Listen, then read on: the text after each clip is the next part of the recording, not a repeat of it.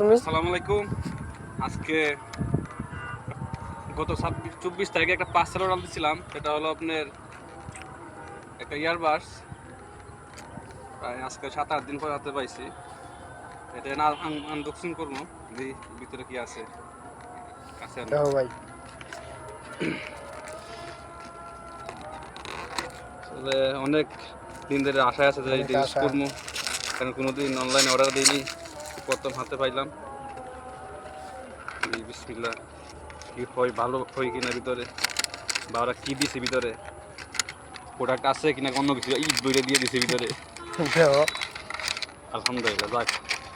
না আসলে ভিতরে প্রোডাক্টের ভিতরে আছে এই যে চার্জ দেওয়ার সিস্টেম আছে, তারপর যে ইয়ারবাডস দুটো পোর্ট।